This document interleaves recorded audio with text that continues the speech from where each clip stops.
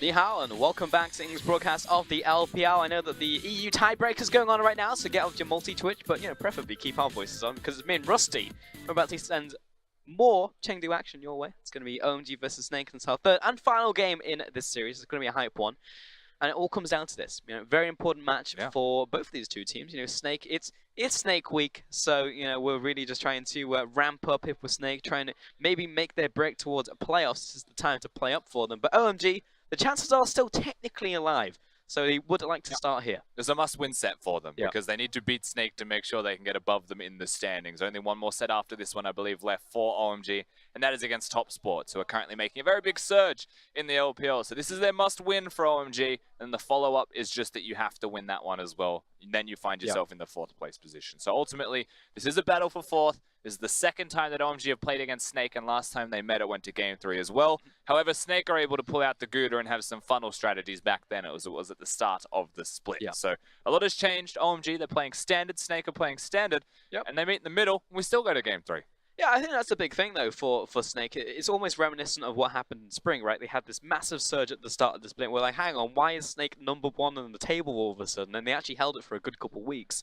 Same thing happens in summer, where it's innovation time, and it's just like, well, who's gonna benefit? I wonder if it's Snake, and then Snake also just rocket up the standings. But again, when we go back to standard, or once again we're changing back towards normal, and it's more of a level playing field, that's where Snake starts to struggle once again. There are times where Snake have made the late runs as well. They ran the gauntlet in 2015. They went 10 games. They went to 15 games in a gauntlet in 3 days, and they almost made it to Worlds, but not to be. Yeah, they did. They lost out at the end. 1 best-of-5 away, I think, as well, just from getting to that one. But at the end of the day, Snake, they've never made it.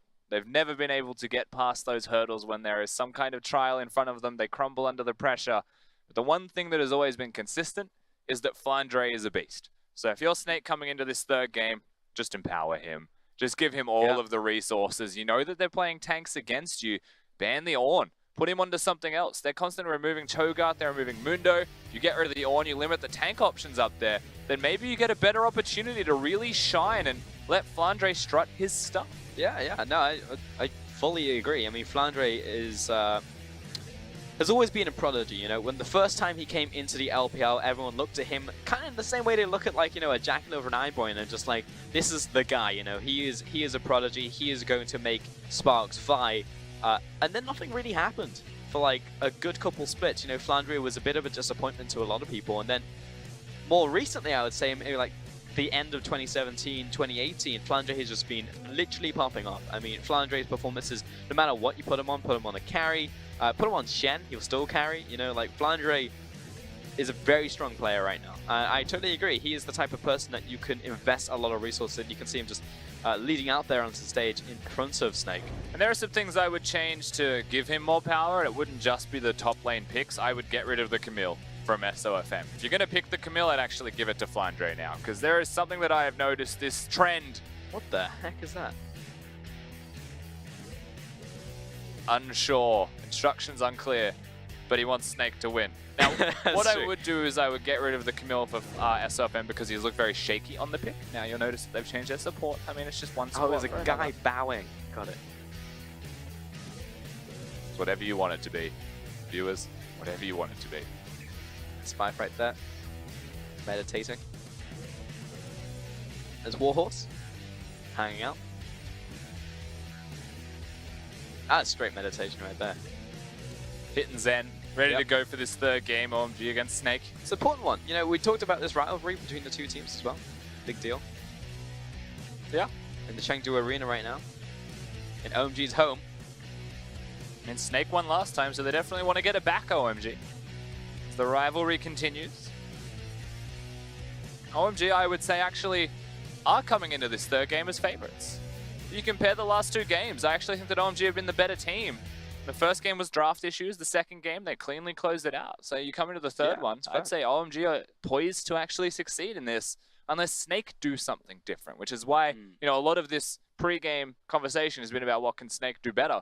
Because they are the ones that need to actually shape up, or they are going to be shipping their way out of the playoffs contention. That's true. What do you expect to see? Like, if OMG run the same type of thing, and you say, all right, no assassin mid lane, let's give Icon something like, a Swain or like an Orianna, we know he can play like both those picks. Then on the opposite side, what is the type of innovation you're expecting from Snake? Because we know that Snake can pull literally anything out of their bag of holding. Like, it literally be anything. So, if you were to make a guess, what would it be? I don't think we will see the Kaiser in the bottom lane. I think we'll see something different down there. My early expectations is that they may pick up the Morgana for themselves as a denial from OMG. Yep. I think that was too big of an enabling tool. But I also think, past that, what we'll see from Snake is a Sejuani or a Zac. I think that's what we'll get in the jungle position. And then we'll have a carry in the top lane, we'll have a carry in the mid lane, and we'll be much more conventional in terms of their style. In terms of Snake style, not in terms of the style of League of Legends. That's what I'm expecting to see from them if they want to adapt, if they want to improve. Because at the end of the day, the Camille hasn't been all that great. We know that SLFM's a very strong player, but he hasn't felt enabled. He's just been beaten around by a Trundle. Yeah, I think that is the big thing. I will say in more recent games that Coach Jun is back behind them. I know Snake swapped out their coach for a good while, I believe at the start of the split, for the majority of summer. Now Coach Jun coming back in. You will see him. I like to say that Coach Jun, he's like the Gordon Ramsay of League of Legends coaches. He will get up into his players' faces and call them an idiot sandwich, but he also gets stuff done.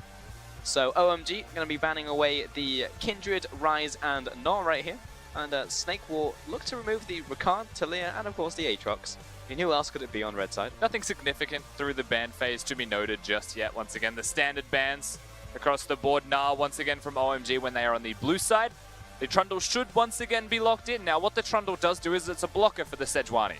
So there's a very low chance that SLFM should be going towards that pick, which is why I mentioned the Zac before. As something to keep your eyes peeled towards. First pick Trundle, once again. Saw that in game 1. And Snake over to them. What are they going to look to pick up? Seems like a Tahm Kench. Yeah, Tahm Kench is viable. It's also very good into something like the Morgana, opposed to going the offensive route. True. You can pick the hybrid, the tanky champion that has been hitting the bench a little bit here. And it will be pairs very nicely with a Varus or a side serving of Ashe. Yep. But those two things are very good with the Tahm Kench. Definitely true. You could even just go something like the Ezreal if you want to sustain yourself and release the Kench to the rest of the map. And just poke in the bottom lane in the 2v2 instead. What a world we live in where it's just like, yes, we should be picking the Ezreal right here. I just don't trust many people in the LPL to pick up the Ezreal. I mean, like, it works sometimes. I feel like for a player like LWX will enable him to launch himself into the enemy team, but we also have players like Uzi, where it's like a legacy pick, so it's a big one for him. Gragas going to be the pickup alongside the Tahm Kench, and also it's going to be a Swain. OMG once again. We saw Icon picking that one up in the last game. Now it's always possible that it still goes towards top lane for Xiang. He doesn't play a lot of carries in that top lane, but Swain is one of them.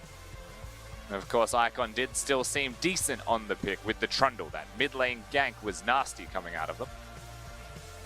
And that is unsurprising. Yeah, or once again be the misfortune. Though that being said, it's on first phase right here, so you don't get a chance to pick up the Morgana alongside it. So you'd have to expect Snake would ban it away. Exactly, but the TK is already locked in. So picking up their AD carry is a matter of priority. I like that, given that it does also potentially force the Morgana to be banned. Now, I think that is a perfectly fine ban from Snake if they choose to ban that one away. Oh, okay. That is it.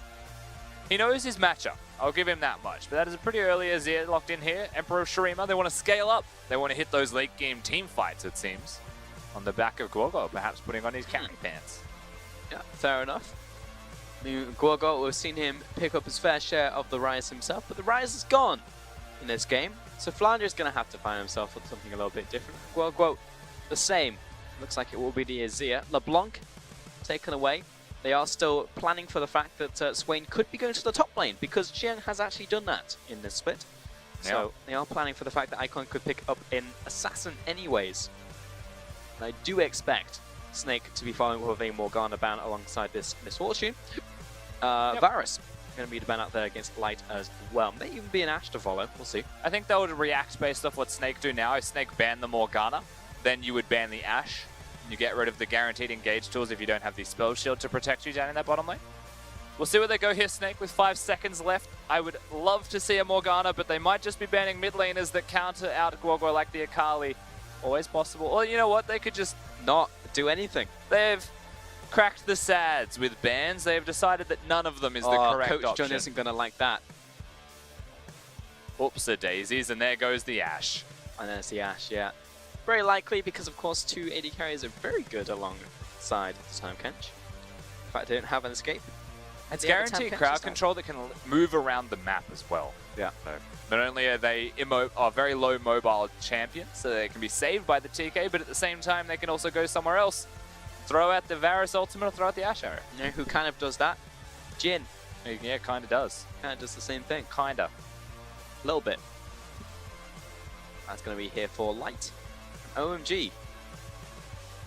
Go on. Give me some Veigar. Give me some Fiddlesticks. I'll take that one too. It'd be support, I would expect. Veigar and Veigar's actually a pick into his ear. I shouldn't say hilarious. that. Veigar's actually a pick in mid lane into his ear as a counter. Vel'Koz. Well, yes. I'm just saying because Veigar was hovered. Yeah. So Zero got nerfed, I believe, on this patch or the next one. This one, I think. Sad boys. No more monkey. Which one. Just lock it. Just do it. When you want some gap close into the Azir, this is Yeah. one way to get it. Whole lot of it. That works. I mean, okay, we're just going to get ourselves a Syndra, aren't we? OMG, locking the Syndra for Icon. It's a bit of an assassin. It's a bit of a mage. It's a bit of an Icon pick. That's right up his wheelhouse, so I like this one from OMG. They give themselves some mid-range engage, works nicely with the Trundle Pillar, works nicely with the Swain Never Move. And it's just another form of crowd control that they can stack on top of one another. OMG's composition, I'd say, is actually quite strong. Oh yeah, I mean, this is going to blast some faces in some team fights for certain. Ornn comes in for Flandre into the top lane, so it's not going to be a carry game for Flandre. Now, I know that we said that we would like to see a lot of resources invested in Flandre in the top lane, but it's actually going to be the opposite. Sad boys! Yeah, the saddest. Matter. At the end of the day, they still picked up an Azir Jhin type of composition. So they did. Flandre doesn't get all the resources, but Snake's entire 5v5 comp seems a lot more sound in this one. SOFM picks up his Gragas. He is not on the Camille. That is a takeaway. Camille just goes completely through the bans untouched. It's not going to be seen in game number 3. So Snake have recognized some things that were going wrong with him. They don't go towards the Yasuo Gragas style of composition for Guoguo. He ain't that kind of player. He's going to get the Azir. They're going to scale once again. They want that late game. Give him 3 items and watch him carry. That's the goal, but we also have a Misfortune, the Fiddlesticks, all of the AoE, and also the Syndra coming out there as well. You're looking at AoE stuns, someone who's going to get terrified, massive AoE damage. I mean, this is going to be a very strong team fight. That will spike relatively early as well. You know, you're looking at the 2-item spike from Misfortune, absolutely. And Syndra's always going to have the utility. Base damage on Crowstorm's also massive. Yeah, most of it's magic damage though, unless the Misfortune gets ahead. That's the thing that you're going to have to take away from this one. The scaling of OMG is primarily magical damage. And for Snake having that Ornn, having that Gragas, there is a chance they can just stack the magic resistance and feel really good for themselves once they get those late game team fights across the board. They've also got a lot of good range once they hit late game. Jin's damage significant from all ranges. Once he has 3 items done, and Azir with the Sand Soldiers can stand at a very safe distance. I'll see if he has the cleanse actually when we get into game. That's the summoner I would expect from him, but he has barrier, tentatively at least, we saw. There are all the tools right here from Snake to not just get murderized by this composition from OMG, though it's a nice looking composition. I mean, we have scaling and we have team fights.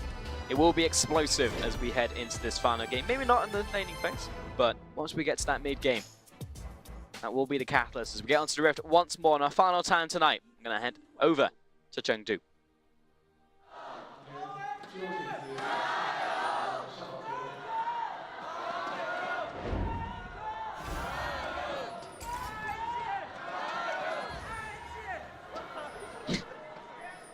What?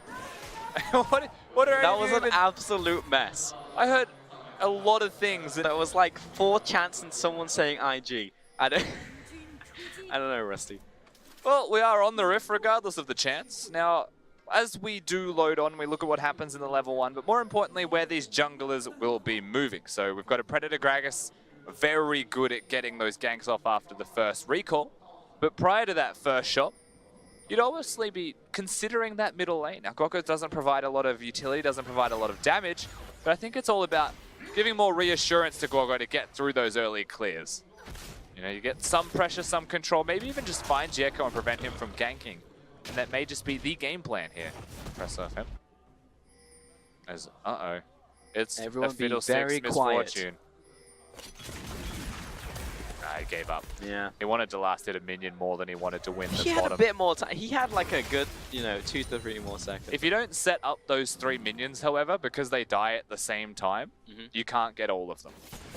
So as Misfortune? Yes. I mean, you can double up 2 and shoot the last one. He has E. You can't double up the other 2, and you've got to set them up with your auto attacks. That's the thing at level 1, right? Like, the minions are designed in that they're equal rights between all of them on the first wave. They hit fairly, and so the first 3 melee minions die instantly. Which is why he gives it that extra second, just throws it out and runs away. Oh, that's that's real annoying for Flandre. He's gonna have to burn his flash straight up. Noticing a trend here. Me too. Trundle Swains and level 2 ganks with the pillar. Yep. Get the flash out of Flandre means they can come back there, of course. When you look at this top wave in its current state, that is 4 stack of range minions about to become 7. That means it's going to be a big wave that crashes. Now, the reason I bring that up is it's going to bounce back. When that bounces back, that's when Trundle should be coming up towards the top side. So what I would do if I was him, do your Gromp, do your Wolves, consider fighting on the bottom side Scuttle, but then just run it straight back up to top lane. Maybe even bring the Syndra with you.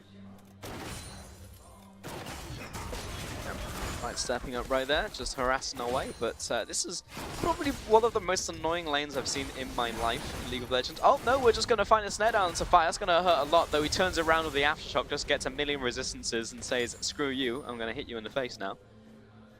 Yeah, not too bad of a trade in the end, actually. And while we are looking at this bottom lane, remember it's a boots and 4-pot start for Light. He knows he's going to take a lot of poke, but he's already lost 2 of those potions. Make it 3 now.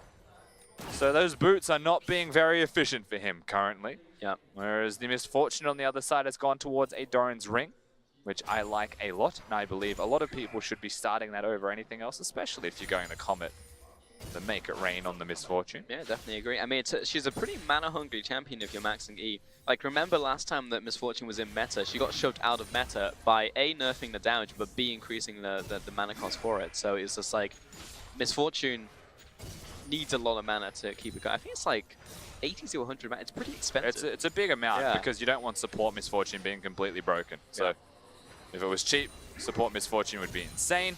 And we got a chance to see the rune choices here out of Gorgo. He's controlling this mid lane quite handily. Icon is wasting a lot of mana with these spell trades and missing the damage. So at the end of the day, it's not quite the rookie performance just yet. This is going to bounce, isn't it? Yep. He's trying to avoid the Dark Wind from bouncing. Because the problem right there is the Tahm Kench has to avoid A, the Jhin, but B, the minion wave. Because even if it latches onto the minion wave, it can still bounce towards Light. It's complete RNG at that point, so... Yeah. But back towards those mid lane runes. I didn't actually talk about it. I was distracted. This happens a lot. Gorgo has gone Electrocute as his main choice, so domination in the Keystones, but he's also gone towards the Transcendence in the Nullifying Orb, so he's going to maximize his cooldown reduction.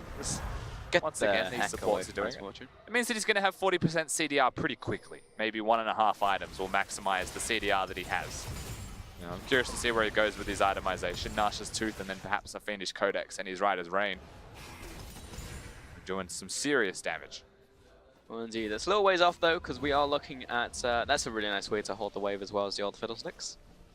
You don't need to move around, don't need to kite. Stand there and drain. It also gives you move speed when you're standing still like this. If someone tries to engage on you, you hear the crows, you sprint away. That's also something that people don't do enough on Fiddlesticks when trading in lane. Stand still for 1.5 seconds, so you get the extra movement speed. Control the bush. 1.5 seconds. Stand still and sprint at them to throw the E. There's a higher chance you hit that. Yeah, it's true. I actually think that Fiddlesticks, his arm should go into a T-pose, but That's probably the worst time Flandre could have done that, because now he's under attack and the minions aren't going to help him all that much. There's going to be flash out by Jericho as well, but here comes SOFM sprinting out of the jungle. He's pretty limber for a fat man, and he's going to land at the barrel roll. The minions are really starting to add up on damage. Oh my god, the pillar damage. And Xiang under attack. It's going to be a second. What a counter gank from SOFM. SOFM, that's exactly what the Predator can do for you. Gets himself in from the Krugs and sprints at high speeds, and suddenly with this big minion wave and a 2v2 breaking out, OMG, they thought they had it. They thought they had the fight. But remember that this starts, Jekko, he's level 4. That's a big stack of minions, so Xiang's not level 6. He probably would have gotten 6 off the minion wave. And they flashed forwards to secure this one. They can see that he is coming from that Predator icon as well, but they really wanted this kill. And they don't have the ability to take out the minions. They don't have the ability to tick over to 6 by killing them all. The white flag is waved, and Snake, they smash them. They absolutely do. I said the minions weren't going to help him. I think the minions were probably the MVP in that one, to be honest. They probably did 400 damage. I was going to say, if we could actually bring up a goal graph right there of minions damage done, I reckon they probably did the most damage. Because they were all caster minions as well, and those things hurt like a truck. So they hurt like a truck. If the truck hits you. Yeah. If you give a kiss to an oncoming truck, it's going to knock you out. Icon dropped to half. Oh, what a barrel coming in from SOFM. Great flash from Icon, but he's still going to die to the Sand Soldiers. And SOFM, we were calling him black, we were calling him passive. In his third game, he's just woken up. Well, he picks the Gragas this time around, so it's refreshing to see SOFM pick something that is much more in his flavor palette and play like that as well. Gets the ganks in the top lane. Suddenly he's got momentum. And with that momentum, he's able to run across the entire map. And now he's tearing up Summoner's Drift. And look at the minions that constantly keep getting lost by OMG when they're losing these trades. It's not just a bad fight, it is worst case scenario across the board. Yeah, I feel like Jericho's just been kind of like the trash collector, you know, the bin goblin, I guess. You know, he's just been going from lane to lane, just picking up farm. He's going to be the richest runner in the world. No one could pick up the top lane farmer, that's the sad part. That's true. They both died. Yeah, but if he didn't die, you better know it, you know. They will catch up. All of those minions. They'll catch up in a lot of XP because he caught the mid wave. SOFM was 2 levels ahead of him at one point after that top trade. So things could be worse for the old Trundle, but things are worse for the old Syndra. They are, you know, even though she's technically even, outside of, you know, that kill that went over to Grobo, but in terms of minions, and that's a nice thing. You know what I will say? What's that, Rusty? Is this Fiddlesticks is stacking up gold real quick. Oh, he's racking it up. That Spell Thieves, he's going to be probably 9.5 minutes completion. Which is he's gonna be the richest Fiddlesticks this side of Runeterra. Yeah, probably too fast for a Fiddlesticks to say 9 minutes 30. I guess he had a late recall. Let's go 10 minutes and 17 seconds. What's this for? That's for him to complete his support quest. Oh, yeah. That's the number I'm picking. What's yours? Price of Right also, or Price of Right? Closest to. Let's just go closest to. Let's say 11.24. 11.24. No. All right. No one knows how much money he currently has, so we are just picking arbitrary numbers. No, it's just exact calculation. A lot of people always ask, it's like, why did you go so specific? And it's just like, well, it's more impressive, if, you know. Yeah. And it's also like very unlikely to be, you know, 9:30 or like 10 minutes exactly. You know, like when's the last time you ever heard something dead on, right? Very unlikely. Uh-oh. SOFM's being very sneaky. He wants right the now. scuttle, and he's just pulling the Cartman. It's accurate in more ways than one. I like it. Ooh, this is a teleport. This is a setup play from Snake. Who is it going to be? It's the TK. He's ready to make some plays. Looking at the Raptors. SOFM's finally found himself again. This new vigor. The Raptor camp is back. He smelts some. That's all you really need. You know, SOFM, he's the type of guy, you give him some. I don't know what went on there. That was a lot of dash and a lot of battle cones. SOFM, you know, he's like comatose. You know, he's in the hospital, but then you bring a raptor and you bring it over his nose, and he sniffs the raptors, and he's just like, I'm alive, I'm back. You know, I'm revived. Well, look at that's line vision right there. We're talking about the triangle vision, but that's just like it's not a Bermuda Triangle of vision. It's just like it's like Orion's belt. And the Maestro teleported in, so he's completed his support quest item. Maestro comes in, he's able to lock down all of that vision through the jungle. It means the dragon is completely free, and it's actually a brilliant set play from Snake. Yeah, I like it particularly because it actually pushes it along, you know, how long it's going to take for 5 to complete its quest because there's no one in lane. I was thinking that, but so, the sad part is that you're correct. Yeah. I think if they were standard laning, maybe it would have been faster. I think so. But they just... He's done. There you out. go. I think it's actually in between both of us. Oh, it is. It's a dead in the middle. Yeah. Ah. We're both winners. No one loses. No one loses. Technically, you could say we both lost, but... We both came second, which is the first loser. Glass is half full, right? But yeah, it's completely good job, 5. And that's still pretty fast, you know, because he's just landing constant dark winds off of cooldown. He's been hitting the trundle as well. You remember that? Spends a lot of time just hitting a frontliner, a tank in the bottom lane. So you usually stack up your money generation quite quickly. They're going to see him recall. The Tam Kent, right? Yeah. Yeah. You said Trundle and I was just like... I same definitely thing. meant Both begin Tom with Kench. T. Yeah. And have some more letters behind them. Yeah. Very similar. Like Zin's spear. Like, just the tip. And a spear behind it. Ah. Yeah. That's a Xin Zhao quote, by the way. It is, yeah. I felt like I had to clarify because I don't know how many Xin Zhao players there are in the world. The question is, does it say that on the Chinese client? I don't know the answer. Because obviously some things don't get translated very well. I don't know if you've heard the new Nunubot voiceover. No, I reckon Chinese. like 95% of those jokes are just not going to translate because all like Western memes. Yeah. This is going to hurt Xiang a lot. You know, that means that someone has been hired just to say Chinese memes, potentially. Yeah. Which is amazing. I believe for a week, I don't remember when it was. It might have been over Lunar New Year, but the caster Chang Mao and Teddy, they both did a in-game voiceover. So like the announcer that you heard was the two Mandarin casters. I was in Australia during the time and I had to listen to Kobe and Freak, which I thought was a bit weird. Yeah. You know, but they had all Chinese memes, right? Whereas like on the Western side, it was the it was the Kobe and Freak memes. I was more miffed that it was, you know, I love listening to Kobe and Freak. I'm not discrediting them. More miffed that there was an oceanic option, they didn't get it. Oh, yeah. Yeah, that's true.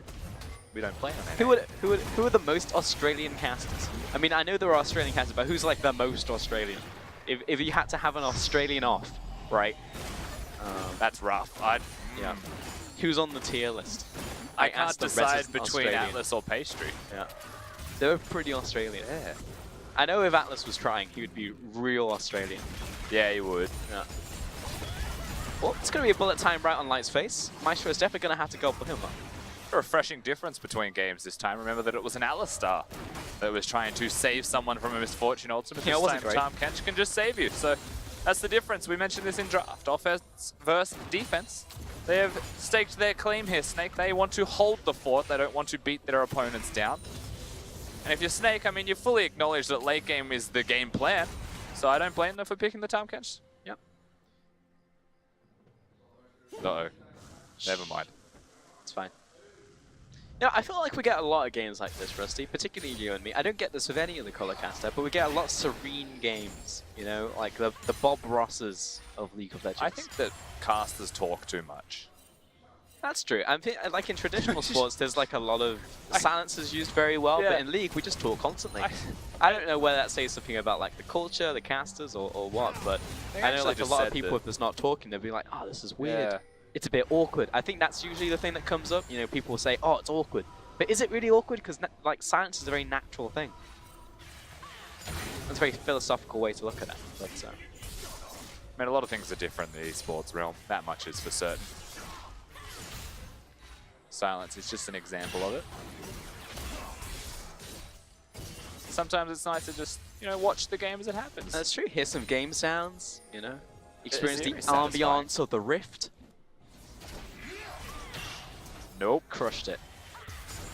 I believe you can... If we were talking right there, you probably wouldn't have really enjoyed the full situation, because now Five's going to come out and say happy birthday to Guo Guo. Oh, and now it's going real badly. He's going to flash out of the cast, but in comes the unleashed power. Whoa. Oh, Guo Guo with a counterplay. He's not going to get the kill, but it was flashy. S2FM in the 1 versus 1 against 5, but 5 is going to Zhonya's on up as 1-1P arrives to the play. Maestro over the wall gives him a love tap. Now Icon under attack. He's going to get barreled. Do a barrel or Icon. He's going to die. Here comes the lineup shot coming out from the Jin, and now Flandre in a 1 versus 1. This is the weirdest fight I think I've ever seen. Flandre is going to die. Xiang gets the kill. P follows up, and all in all, that's 7 deaths. It was a 4-for-3 trade in the end. 2 alive for OMG, just light left for Snake. That was one series of unfortunate events, really, across the board. Guoguo seemed like he was on an entirely different page to the rest of Snake. SLFM was there to throw a cask, but that was literally the only thing we saw from him. I'm just going to save everything for the replay after that one, because at the end of the day, we're all just able to subside our focus from the middle lane and come back to our natural habitats on the farm. I don't say this very often, I know a lot of other people do, but really you could just cue the Yakety Sax right here, and it would just be perfect. It's well navigated from Guoguo at the start. That's a good cast from SOFM, but he had to throw it over a Trundle pillar, basically. And then once Guoguo does this, he's just dead. Maestro coming in with the ult, attempting to save him. There's a chance that that could have worked, but Maestro flashes forward. Flandre hits the ultimate, but doesn't go towards the Fiddlesticks direction, which may have been a free kill. So the Fiddlesticks is able to survive for quite some time. And then here comes Light's ultimate. And we've got our cones opened up between AD carries. He's recalling and snipes him, and then Flandre sacrifices himself to get a single kill as well, knowing he was caught. So here we are. That's a Herald. He had to summon that one. I think he ran out of time. Where you going? Wait, Shelly's just going on an adventure. Whoop. Pull of the Forge God just hits nobody. Icon dodges out of the way of that flourish. They have no summoners to follow this one, Snake. A fight has just happened. Ooh, subjugates the Flandre. Tower goes down. Oh, that was Shelly. Shelly's having a crack. Big zone defense from Snake, really. Again, not a lot of summoner spells available for them, so they do have to just try and brute force their way in. They wanted to make the pick happen at all. Icon survives perfectly fine.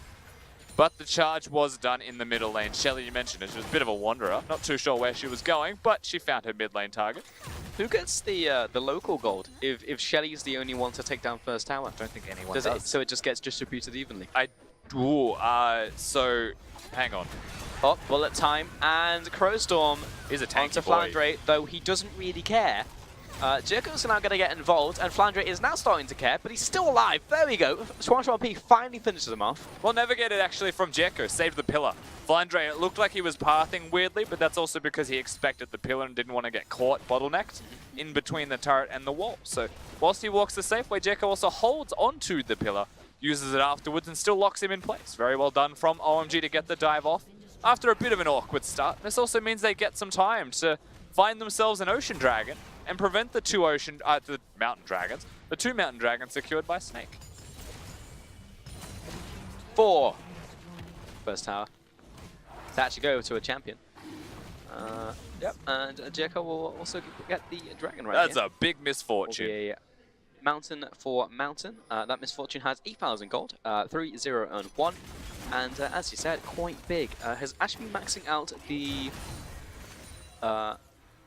E and then W second. Actually did go for double up as the second max. Yeah, it's interesting. Of course, usually with the double up, it does crit after it kills a minion, so you can build crit now, but they nerfed a lot of the bonus damage that it dealt besides that crit. They did, because before you could actually legit one-shot someone with the Q. So it feels to me like this is all just about stacking up the E as fast as you can for the ultimate. Past that, you could go Q for extra base damage to amplify that because you don't have crit completed till your 3rd item, or you know full well that you're going Storm Razor. So because you are going Storm Razor, it is a guaranteed crit, and you can go for the W max second for the attack speed, and because you've got the bonus amplification from the crit connecting, maybe you don't need to max Q till last. I haven't ran numbers on that. I mean, if you think about when Storm Razor is going to come in, it's going to be approximately at the same time as around like level 13, level 14, and that's when you're going to get the max out on your W. So the two would align. We'll see if the theory actually pays off though. Usually Qmax is strongest in laning phase anyway. Of course. So because you are maxing E4 lane strength, it does seem like a conscious choice here from P that seems to be very practiced. Of course, I don't know all of the misfortune strategies offhand. I do not play that champion. I am just speaking towards potential reasons as to why people do it. Yeah, that's fair. I mean, in solo queue, it's often Qmax anyway, and then you would look to max the E if you're just going to be double the party, because you place the E on top of the ultimate, and then people are slowed during your ultimate. So that's typically the setup for a solo queue misfortune. But for competitive level, it's definitely different. Well, last time he actually just like flashed and altered someone in the tower, so I actually don't know what is going on in the inner machinations of Guogo's mind. And he did do what we expected as well in terms of items. So he's gone for the Banshees. Yep. Gets that extra CDR, capped himself out at 40 right now. Yep, he's not going to get Sindred today. Nope. Maximum cooldown reduction done for him, and those boots can then become Berserker Greaves or Sorc Shoes as he sees fit. Of course, Sorcerer Shoes should be the much more standard choice now. Yep. Depends how he's feeling, however. Not having any kind of precision tree in his items, and his runes rather, may consider. Yeah, I mean, there's an option for him too. Absolutely. He's still going to attack very quickly with the Ashes too. He pillared the Gromp to aggro it. He did, so yes. Not feeling too good about that one. Upsy daisy. Yeah, so getting the flash off Jericho is going to be quite nice for Snake right there. And of course, getting a flash off of anyone at around 21 minutes-ish when Baron's going to be becoming a thing within at least the next 5 minutes is obviously a very, very nice thing to have. All the flashes are up for Snake as well. Actually, really strong Snake by the current item spikes as well. Gargo has Stoneplate done for SOFM, so he's feeling very confident. Usually that adds a form of engage to the Gragas. The reason I say that it adds engage is because you don't die instantly when you flash body slam someone. You can go forwards, and flash body slam usually puts you in range of more than one member. There's a high chance that you get the maximum value from that Stoneplate active, and you get the 100% bonus health. And note that he's gone towards all of the health crystals afterwards as well. So all about that current efficiency, as strong as he possibly can be in the moment. Got him. Smacked him. Yep, also a reminder for any of those aspiring Misfortune players out there, you always want to be swapping targets as much as you can to make as much use out of your love tap passive as possible. A lot of people just focus down on a single target, and it's like you're missing out a whole bunch, especially if you're going heavy lethality first, because your love tap passive actually scales off of AD, so you really want to just be maximizing that if you can. Also means that if you get to the end of the game, you can destroy 2 towers faster than 1. So you actually just completely annihilate the 2 towers at the Nexus. Snake now looking towards the Baron area. That's where all the vision should be, if nothing else. I actually think they'd be wanting to get a fight before they go towards an objective. Don't pull an OMG, as it were. Snake are better than that. Flandre currently doesn't have teleport, however. He is a fast boy. He is not a teleporty boy. Oh, no, he's not. I mean, I think the fastest boy on the Rift is probably SOFM still, that Predator.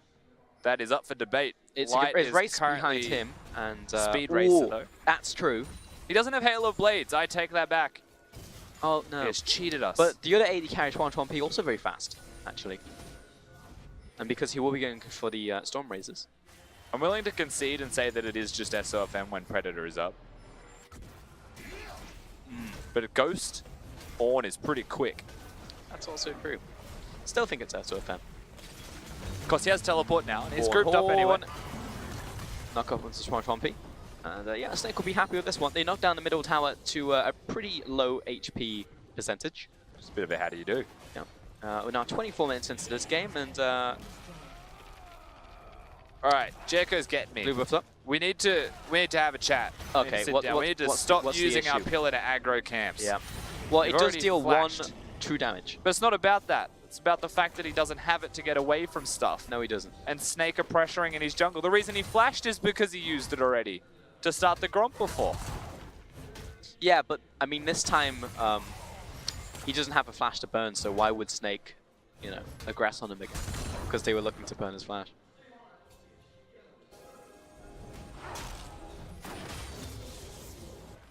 Logic. Right. It's a logic path. Yeah. You sound like a flat earther. Yeah. If you say anything with enough conviction, it makes it not true, but you can convince someone it is. Yeah, I'm like people can believe in whatever they want to believe in, right? But I have a friend that chose to believe that the world is made up of fossilized birds. Yeah. And giant animals. And that one just gets me. I can't get past that one. But I don't... Alright, I have a lot of questions. It's definitely not for this broadcast, but I will be talking to you afterwards about that one. He just posts images of rock formations and says, this was a giant dinosaur. And you're like, it's a rock. Oh, I see, I see. Yeah. Yeah, so at some point they existed. Yeah. Yeah. Solidified into the earth, apparently. I don't know. It's still starting to sound like a Tim Minchin bit at this point. Yeah. SOFM is going to be clearing out this board. Got it. 30 gold in the bank. Flandre doesn't have a lot of mana, but he does have a cleanse. But he does have an ultimate. He's getting trigger happy. There you go. Get off this tower. Get. Guoguo, he'd really like to finish this, but he's very out of position. Didn't get the Terrified down, so Fire would just be very scary and send him backing. No comment. They're still fighting. No, they're not. They're done. No, he missed the claw. All right, everyone, so stop. Icon missed the claw and Xiang did. To be honest, it feels like everyone just gets their cooldowns off and they're just like, we haven't fought in about 16 minutes and 12 seconds, so let's just fight. 5 was fine. He used the ultimate. He got a cleanse out of Guoguo, who stepped up to take a turret after the Gragas ultimate was used in the Ornn ultimates. The mistakes were the Gragas and Ornn ultimates because they wanted to siege the turret, but they were mistimed. So at the end of the day, they don't get what they're after. And then a Swain came along and flashed forwards, and unfortunately was just a little bit short of the mark there. So everything disengages. Yep. 4-5. That's going to be bullet time on top of that. Maestro takes the brunt of that damage. And I'm really just enjoying this game of Howling Abyss, to be honest. It's just a lot of back and forth. There's some respawns from base. Some more items being built as well. This is what happens at the start of every 1-for-all match. Everyone walks mid lane and tries to 5v5. Yep, Flandre by himself. He's going to get knocked down to half. And Curtain Call. Ornn almost has ulti. 3, 4. All right. Happy little accidents. Yeah. 4 of them, in fact. Mid tower still needs to be broken, though, by OMG. I mean, a lot of this game is so hard for them to close out or even, like, contest the Baron if they can't get this mid lane outer turret broken. They're hunting, but they're not hunting for the turret. If this goes on for another 60 minutes and we're just, like, in the mid lane pushing back and forth, who benefits? Because it's not the viewers, so it's got to be one of these two teams. Well, Snake benefits. The viewers benefit. If we get to 80 minutes, everyone and we're wins, just stuck in the mid lane. For the game. Yeah. We were having this conversation last time this happened. We were saying, like, minions need to scale harder. Like, minions need to get to the point where they're just, like, raid bosses. The thing is, you just get so invested in the narrative if the game hits 60 minutes, you know? Like, that's true. You just want to know what you flip a switch. Yeah, exactly. And at a certain point, you're kind of like, you don't want them to end because you want to break a record, right? Like, I've definitely been in that situation before. I'm just like, well, we've spent 80 minutes of our lives on this, so we might as well just push it to see if we can hit 2 hours. You're watching Netflix, you're at like episode 8, there's only 10 episodes, but it's 3 AM. What do? You know, you could go to bed. Yeah. But why? Only losers would do that. It's just getting good, you know? Yeah, exactly. That's true. You do hit, like, critical mass at a certain point. You're absolutely right. To answer your question then. Yeah. Well, you said Snake. In 60 minutes. Yeah. It's just going to be exciting and we all win. Okay. But Snake have the advantage. Right, okay.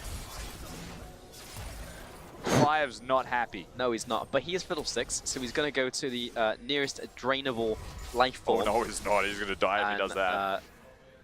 Yeah, he probably will, actually. Because he definitely wouldn't be maxing that one. Horn. Finds 2, and who is left out to dry? It is the Troll King. He's all right. 1, 2, 3. Form a line. 4. Oh, that did a lot more damage than I was expecting. Huh. Ladies getting formation. Tankiest one's in front. They're able to survive. Snakes still have control of the Baron area, but they don't want to start it. They really want to pick. And I feel like I said this 10 minutes ago, but they really want to pick. And if they get one, then they can do the objective. They are not going to pull the OMG Cardinal Sin, and they are still scaling up to the late game anyway with a Jhin and an Azir. So if it comes to it, if they hit the super late game, I don't think you'll hear any complaints from Snake, but it does mean the state of this game massively slows down, and there is no real sizable advantage for Snake, even though they've had control of the map. It's 4-1 in turrets, but the gold difference is just under 3k. Yep, negligible at this point. Which is a mid-game win for OMG, relatively speaking. Yeah, absolutely. The concern is if they can do anything or not, as Flandre accidentally found it. Yeah, he was like, oh, bloody hell, it's a Swain. And Shane was like, I don't care. I can't kill you, you can't kill me. Let's go about your business. Grant me safe passage to these minions. Yeah. Not waste my time. Don't do that, it's very rude. 5 is the one that will probably be the most likely to get picked on if I was to pick anyone. Jericho with Gargoyle's Stoneplate in his ultimate. Are we playing that game? Very hard to kill. Who's the person to get picked? Well, look, historically it's 5. Champion-wise, it's 5. I'm going to say Jericho. All right. And you're going to say 5? Yeah, absolutely. Okay. Well, turns out he was Maestro. What? Somehow that didn't stun him. Okay, he's a lucky catfish. I mean, did you say that cats have 9 lives? I guess that extends to catfish. I'm not sure. Maybe because they're half cat, they get 4.5. Fine 3. And Grogu was not feeling it. There's no ultimate though from SOFM, so they're just going to have to call that one off. Light not in position. Snake are just throwing stuff. They really are. They're just like throwing hands at this point for no particular reason. It's just like, hey, my ult's up. It's got like a 34-second cooldown. Let me just chuck it out. Yeah, eventually one of them will work. I can do that too. Let's go to target practice. Oh, missed that one. Maybe I went ult now. We're back in the ARAM shooting gallery. Whoop. There we go. 1, 2, 3. That one will hurt. 4. 5 is on vision, so he's not going to be able to get the ult off. But now he's on a flank, so Snake are going to respect it. It's the Ocean Dragon. We're going to the Ocean Dragon. Yeah. And make our merry way down the river. This game is ridiculous. Snake, yeah, they're just painting a nice little picture. Flandre headbutts a wall. And now he's desperately under attack. Maestro is going to gobble him up and start running to safety. Gragas is going to find a steal on that one. 5 from the bottom side has found SOFM. Maestro walking away, and they're both going to get silenced out of this Dark Wind. He goes down to Xiang. And now Blue Buff, he's just in the scrum as well. Icon, low swan, P, double flashing forwards. Flandre, 1 versus 2. Oh, it will get taken out by the Jhin though. Light over the wall, bang! That's going to be another kill to him. 5, 2 to 3. He's 1 hit away from dying, so he has to respect it. We're in the shootout, but meanwhile, it's SOFM taking out Jericho. The minions are getting involved in this one as well. Light, 1 versus 2. Toss out grenade, takes 1 with him. Jericho also wins the jungle battle. SOFM with no health to his name. He's just going to get chased down. We'll see if they can get him. I doubt it. However, when you look at the state of the map, that fight happened next to an Ocean Dragon that was already gone. And there is no objective to secure at any point on this map. People will most likely just respawn before it can happen in the first place. And so we are just purely going to subside. But OMG, they won the trade. They're going to get pressure bottom. The minions are going to get the top lane turret. Still OMG favored fight. It is, yeah. I mean, the gold actually hasn't changed. It was about, maybe a little bit. Maybe about like 500 gold. Now, 1,000 gold. There you go. Even gets up to close to even. So, Flandre has no mana. Now, he dashes forwards. He does use, it seems like a clarity. I don't think he actually had that one. Either way, Maestro's caught out of position. Now, from this point onwards, Xiang is truly just 1v5ing all of the carries. The tanks, Flandre and Maestro, they can't get access over to the carries, and Gorgo decides this is his moment. He goes in, he misses because OMG were too busy running forwards to respect the Azir, and that would have been a dead Schwarzrampi. That was potentially a more dead OMG overall. Gorgo, unfortunately, with the miss on the execution. Now, 5 knows that he's 1 hit from dying. And Light just gets pillared, so very good presence of mind from Jericho. 5 does die in the end, but they make sure they get the trade. Yeah, I think it's worth it if you're 5. Yeah, I mean, I'm glad that Jhin has found out how to count to 5. So he will pick it back up. You know, Rusty, it feels like when we fight, we just fight because. I mean, okay, to be fair, that was for an Ocean Dragon. Yeah. But there's like a lot of things you could fight over for at this point in the game, and an Ocean Dragon is not usually at the top of the tier list. I have more questions than answers. Okay. You know, like, why would we fight over the Ocean Dragon when all of our vision was set up over the Baron? They didn't have wards, Snake. They kind of walked willingly through the river. OMG saw them and just blindly ran into them. I was just like, I have a lot of questions. We're back at the schoolyard, you know? It's just like, oh, you said something mean about my mum, and now they're just fighting. It's meet me at the bike shed, do not bring the boys. Yeah. But they brought all the boys. All the boys are on Baron right now from Snake. On Horn. Get out here, Jacob. It's gone. It's already gone. Teleport comes down. They might be finding ourselves a troll on top of that. He's right in the midst of the fight, and the bullet time is good. Maestro, maybe the sacrificial catfish. We'll see, because Flandre is in there as well. SOFM trying to escape, and they're all running away. Trying to murder as much of them as possible as they have this Baron buff. Coming in from behind is Xiang. He goes into bird form, and now he's going 1 versus 3 right now. Goes into the Zhonya's hourglass. He's about to be pinned down. SOFM with a fantastic belly bop right there. Oops, someone just got sniped, and it's curtain call time. 1, 2, 3. They're out of range. But that's a Predator from SOFM. He's still looking, he's still hunting. Now the Baron was secured by Snake, so they got the objective and they didn't get a fight. OMG, unfortunately, on the other side that would have been in the pit. It was on Snake's disengage, and from that, Snake found enough entryway to actually run away and kite backwards. Tragically for Xiang, you'll see it on the backside of this fight. Look at his teleport position. And note that he spends most of his time on a flank, where the rest of OMG weren't actually able to group with him. They spend more time killing Maestro. Icon comes over the wall to try and contribute, and they will find themselves Flandre. But then it just becomes a battle of top laners and who can live the longest. And really, I mean, it doesn't really matter what happens here. They just trade 1 for 1, they call it a day. Top laners die. Yeah, the answer was neither, actually. Yeah. Yeah, one's a heal tank and one's just a very tanky tank. They both die. In fact, they're both about to spawn right about now. There you go. 11 to 11. Baron buff is still over to Sanke, but so you would expect that they have the advantage here. We finally got the objective. We got the advantage, and the ball is now in Snake's court to make it work. They need to hit home structures, however. I will say that Light is 5-1 and 2. He's having a pretty good showing, and so is Sean P. 4-1 and 6. They're killing everyone but themselves. The supports are dying a lot. Mid laners are having an Orkies showing. Yeah. They're on a crack at it. Lack of a better description. Yeah, we've had a lot of happy little accidents this game, but really that just turns into one nice big picture of League of Legends. Yeah, so with a hint of titanium. Why are you there? Yeah, that's a good one. Thanks, mate. Made it up myself.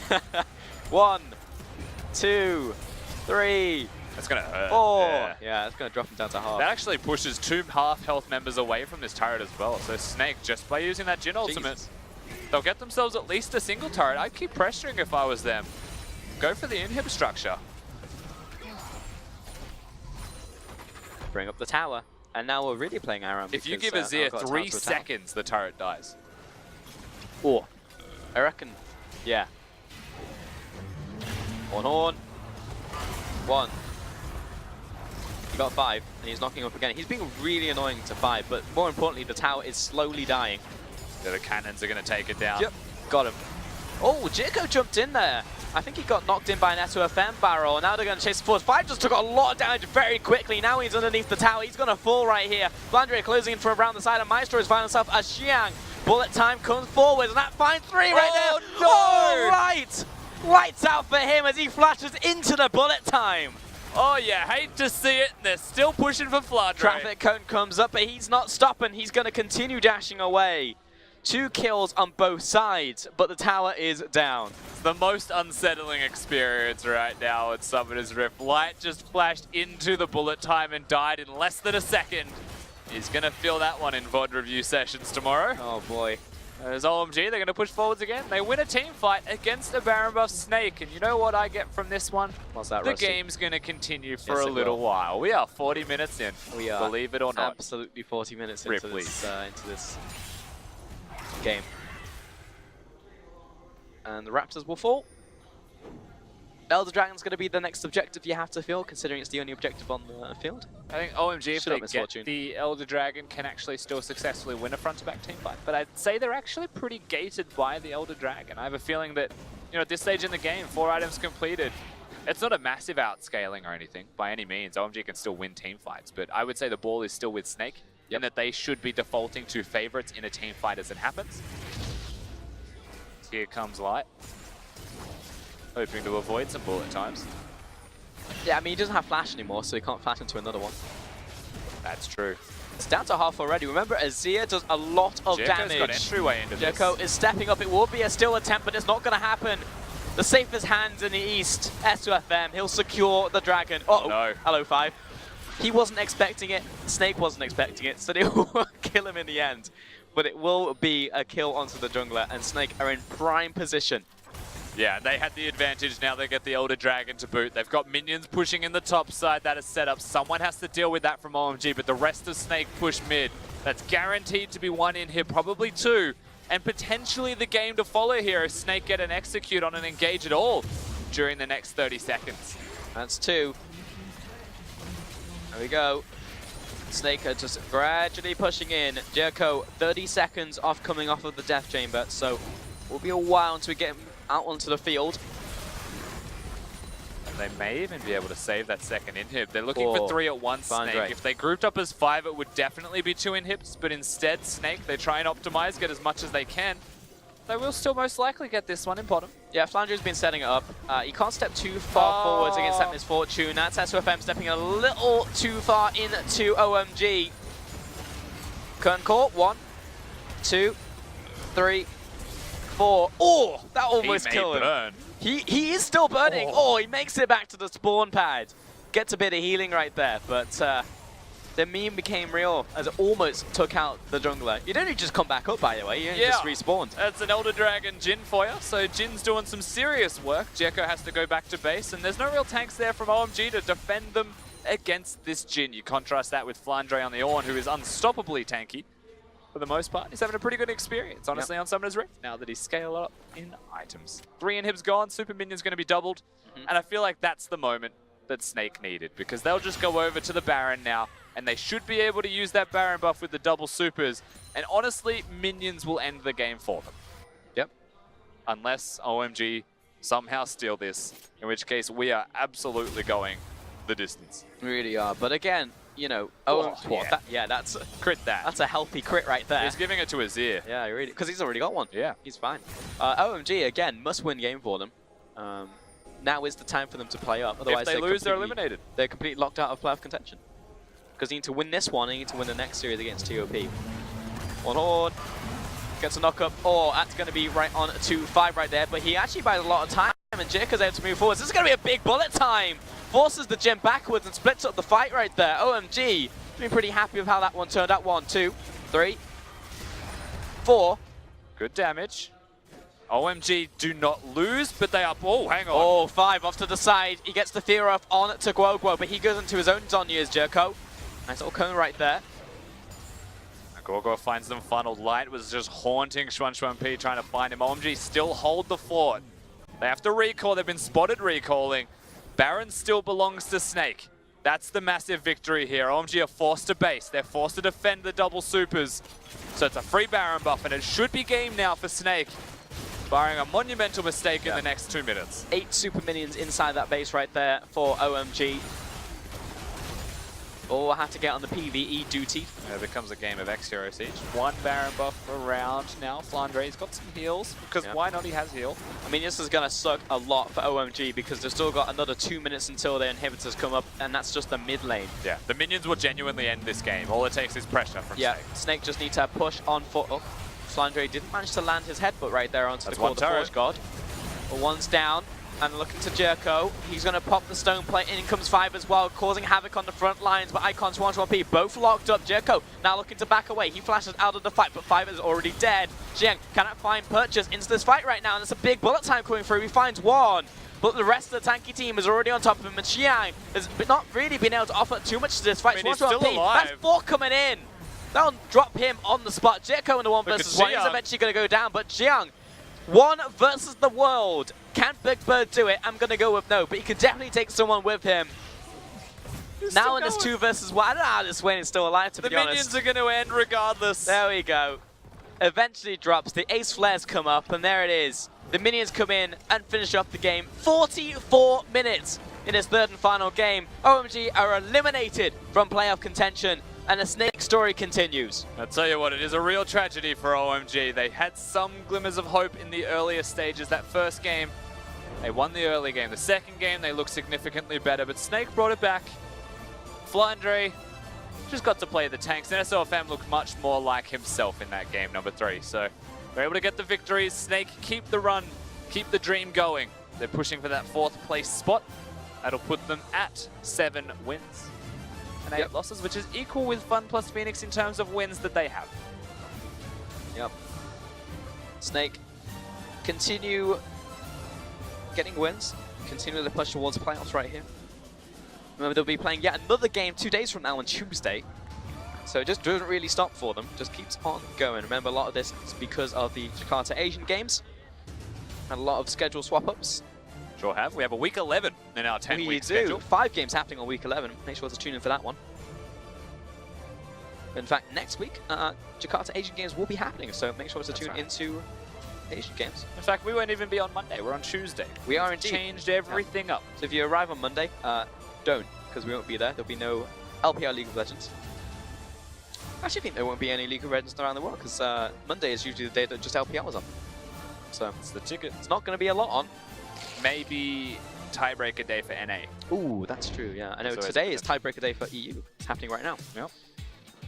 Yep. Yeah, 44 minutes. Oh boy. And Light, he was doing a lot of damage. 43,000 damage on that Jhin. Yeah, still definitely scaled up. And Guogo did look the cleanest on his Azir, but once it came to the crunch, he was able to do a significant amount of damage to the structures, and that will not be fully reflected through the damage dealt the champions, of course. Graph. Snake had control for most of this game. You can see the gold difference. There were moments where they were starting to become peaks and troughs on this mountain, but it was always a red side mountain. Snake always had the lead. They're able to close that one out from an early game advantage. Yeah, it was a lot that went on. I mean, this game was frankly a mess from both sides. I mean, there was just no real direction through the entirety of the game. It was like, we're fighting because we want to fight. Our cooldowns are up, and gentleman's agreement, let's just not fight for the next 15 minutes. And it was just that repeating itself over and over and over again. That's true. Yeah, there was actually a couple times where cooldowns just went up. SOFM had an ult, but Flandre didn't. Yeah. So the Gragas threw his cask and was like, well, guys, I have missed. Let's continue to wait 10 seconds. Flandre, you throw yours. And then we just formed a conga line, and one by one, they used their ultimates. Yeah, I mean, we were getting real good at learning the first 4 numbers. That was a lot of fun. So if you didn't know them before watching this broadcast, I hope you do now. You were counting a lot. I was doing a lot of counting. I can never cast past 4 because Jhin never learnt to count past 4. Well, he killed 5, so that's what we did learn. He did. Maybe he learned a new number today. That's 5. Tragically for OMG. The Fiddlesticks didn't have the greatest presence on the map. Yep. I will say that the AD carry tried his little heart out. He did. Misfortune was everywhere, was doing a lot of significant damage through the game, and tried his best in those team fights. And while some members were flashing into it, he was still doing a lot of damage. I don't know who would do that. But what we do have is a team fight that happened right after Baron. So go ahead and take a look at it. This is one of many team fights, but this was specifically the one where Snake managed to secure the Baron. And this is the tank battle. Walked in one by one. Yeah, the Fiddlesticks that comes in. They try and focus Maestro, so they'll get him down early. And now this is where we say the tank battle happens, because Xiang and Flandre are just going to try and beat their opponents for as long as they possibly can. It's a tank off, if you Xiang could have afforded to be a bit more kite-centric in his play here, and Icon definitely could have afforded to take the quicker way to join the rest of his team, but he took the scenic route. You know, he went to the top side of the map, just went the long way for no reason, but, you know, follow your dreams and keep your dreams. Lose your team fights. Yeah, that's how it goes. Yeah, I mean, in the LPL, we are taught to keep our dreams. So we should always, you know, try and if you're a WE fan, you uphold that. Keeping your dreams. Yeah, for next season. Yeah. 2019. Yeah, 20 have left. Sorry. Yeah, that's unfortunate. But yeah, indeed, OMG are now eliminated completely from playoff contention. Unfortunate. I know we said at the start of this series, now I did, that OMG at a certain point were our dark horses for this split. You know, they were starting to pick up wins here and there, but over time just kind of fell by the wayside.